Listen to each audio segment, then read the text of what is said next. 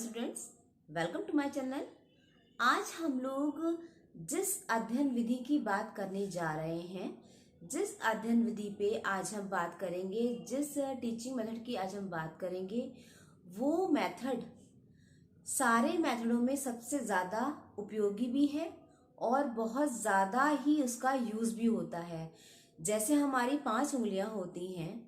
तो हर उंगली का एक अपना महत्व होता है। हम 5 उंगलियों की सहायता से तो अपना काम करते हैं, पूरा एक शक्ति बनती है हमारी, तभी तो हमारा हाथ पूरा काम करता है। ठीक उसी तरीके से जो हमारी अध्ययन विधियां हैं, सब अपने में बहुत ही महत्वपूर्ण है, बहुत ही अपनी उनकी खास इम्पोर्टेंस होती है। बस हमें देखना ये होता है कि किस जगह पे हमें कौन सा टीचिंग मेथड लगाना है। तो अभी तक हम लोगों ने बहुत सारी जो अध्ययन विधियां हैं उनको समझा है। आज जो हम लोग अध्ययन विधि समझने जा रहे हैं वो है हमारी डिस्कशन मेथड, जिसको हम लोग विचार विमर्श की विधि भी कहते हैं, जिसमें हम लोग विचार विमर्श करके बातों को समझते हैं। देखिए, चाहे प्रयोगशाला विधि हो गई या प्रदर्शन विधि हो गई, जिसको हम लोग डेमोन्स्ट्रेशन वाला पार्ट कहते हैं, या हमारा आगमन निगमन विधि हो गई, इसके आगे भी अभी बहुत सारी टीचिंग मेथड्स की बात हम आपसे करेंगे। तो हर विधि का अपना अपना इम्पोर्टेंस है। एक टीचर या एक शिक्षक शास्त्री या एक कोई भी जो आपको हर तरीके से सिखाने चाहने वाला इंसान है, या कभी आप खुद भी किसी को सिखाते हो, तो आप किसी एक विधि को 100% फॉलो नहीं कर पाओगे। हमें वक्त के संग में, सिचुएशन के साथ में, कैसी आपका कंटेंट है आपका पढ़ाने का, कैसा आपका बच्चों का बिहेव है, कैसा आपका माहौल आपको मिल रहा है, वो सब देख के आपको अपने टीचिंग मेथड को चूज करना होगा। ये जितने भी प्रोफेशनल कोर्सेज होते हैं, जितने भी टीचिंग के कोर्सेज होते हैं, उनमें बेसिकली इन्हीं बातों पे फोकस होता है कि बच्चे के इंडिविजुअल डिफरेंसेस को ध्यान में रखो। एक चीज़ एक टाइम में एक बच्चे पे सेट हो जाएगी, हर बच्चे पे सेट नहीं हो पाएगी। आप कहो कि मुझे मान लीजिए, मैं कहती हूँ कि मुझे डिस्कशन वाला मेथड बहुत अच्छा लगता है, तो अब मैं सोचूं कि मैं अपने क्लासरूम में डिस्कशन से ही पढ़ा दूं। अब बच्चा समझ रहा है तो समझ रहा है, नहीं समझ रहा है तो नहीं समझ रहा है, पर मैं अपना करे जा रही हूँ, तो फिर मेरे टीचिंग प्रोसेस का कोई फायदा ही नहीं है, मेरा जो काम है उसका कोई फायदा ही नहीं है। इसलिए हर चीज की एक अपनी जगह है, हर चीज का एक अपना विधान है, और हर एक मेथड हमें उस जगह पे यूज करना है जहां पर हम देख रहे हैं कि उससे बच्चे को फायदा होने वाला है, उससे हमारा कंटेंट में सुधार होने वाला है, और उससे हमारा जो टीचिंग का जो हमारा जितना भी हमारा काम चल रहा है, जो भी हमारा एटमॉस्फेयर बना हुआ है, वो अच्छे से पूरा हो पा रहा है। तो चलिए, आज हम लोग ये जो डिस्कशन विधि होती है, जो विचार विमर्श की विधि होती है, इसको हम लोग समझते हैं कि ये होती क्या है। विचार विमर्श विधि का उपयोग और उसका रूप आपको हर जगह देखने को मिल जाएगा, जहां पे आपका कोई भी काम चल रहा होगा, जहां पे आप किसी विषय को लेकर अपनी बात करना चाह रहे होगे। अगर मैं एजुकेशन लाइन की हूँ तो मैं ये कहूँगी कि स्कूल्स में, कॉलेजेस में बहुत जो सेमिनार्स होती हैं, जो वर्कशॉप्स होती हैं, जो पैनल बैठाया जाता है, जिसमें परिचर्चा होती है, तो वो सारे रूप जो हैं वो विचार विमर्श के ही माने जाएंगे, जिसमें हमारे जो एक्सपर्ट्स होते हैं,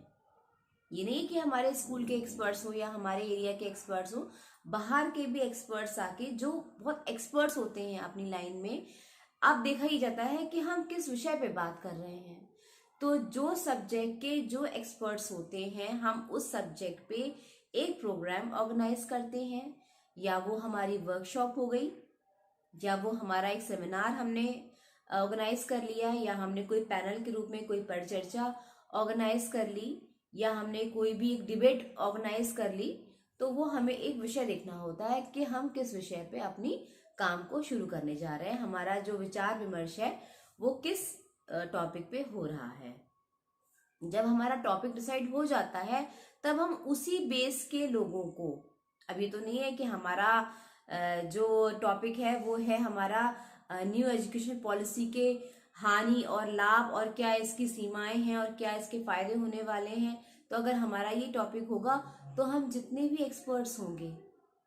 जितने भी नैक वाले लोग समझ लीजिए या हमारे कॉलेज के लोग समझ लीजिए या अदर जो बहुत हायर जो प्रोफेसर्स होते हैं, जो एसोसिएट प्रोफेसर्स होते हैं, जो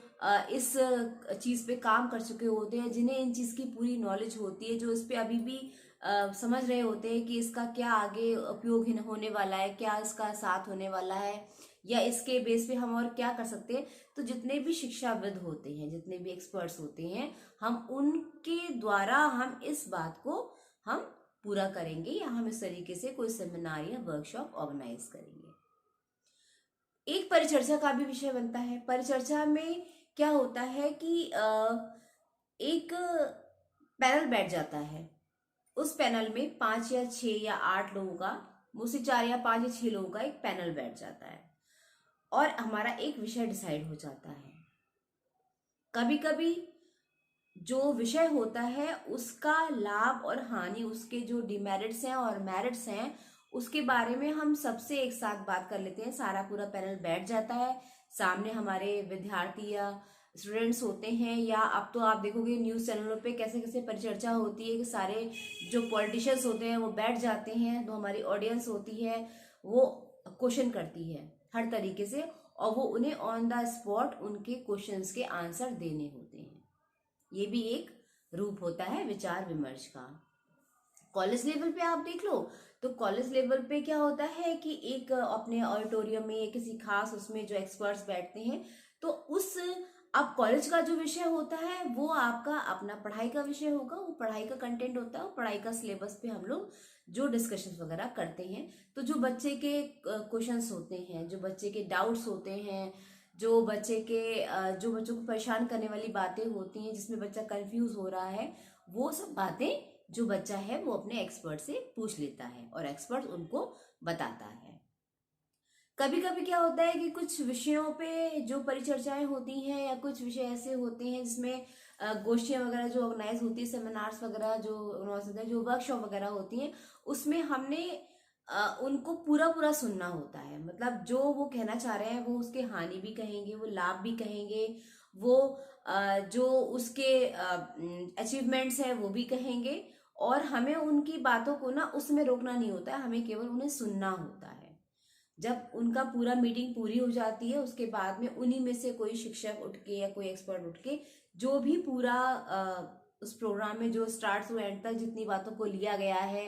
जितने स्टेप पूरे होते हैं, उनका पूरा समाहार एक प्रस्तुत करता है, एक शॉर्ट पूरा प्रस्तुत करता है कि ऐसे ऐसे हुआ, हमने ऐसे ऐसे किया और इस तरीके से इस बात को हम लोग पूरा कर लेते हैं, ये प्रोग्राम पूरा हो जाता है। तो वो भी एक रूप है और ये भी एक रूप है। विचार विमर्श का ये जो परिचर्चा वाला जो विषय होता है जिसपे चर्चा होती है, ये बहुत फायदेमंद होता है एक तरीके से। आज के टाइम में जो आज समय की डिमांड है उसमें परिचर्चा जो है वो बहुत ज्यादा इम्पोर्टेंट इसलिए हो रही है कि आप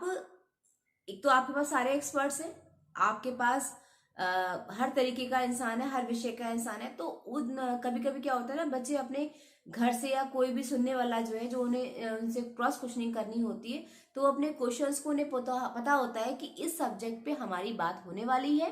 तो हमने वो सारे जो उतने पॉइंट्स होते हैं, जो उसके डाउट्स होते हैं, वो उनको पहले ही लिख लेता है और उसके उसमें अपने क्वेश्चंस को रखता है और उसको उसके आंसर मिल जाते हैं। तो परिचर्चा में मुझे लगता है कि ज़्यादा ही अच्छा होता है। और आप तो अब तो बहुत ज़्यादा सोशल मीडिया का ज़माना है और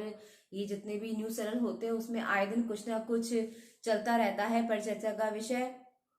कई प्रोग्राम्स में आप देखो कि बहुत ज़्यादा रणनीतियों पे बात होती है और जितने भी पॉलिटिशियंस होते हैं, अभी इलेक्शन आने वाले हैं तो फिर अपोजिशन भी बैठेगा उसका,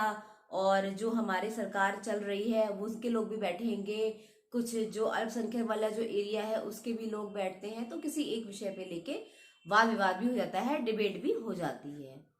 उसमें भी जो इंसान होता है, जो भी उसके जो डाउट्स होते हैं, वो अपने डाउट्स हैं या अपने प्रश्न हैं उसके उत्तर उसे मिल जाते हैं। तो इस तरीके से ये जो विचार विमर्श की जो विधि होती है, इसमें एक तो क्या होता है कि उत्सुकता बहुत होती है।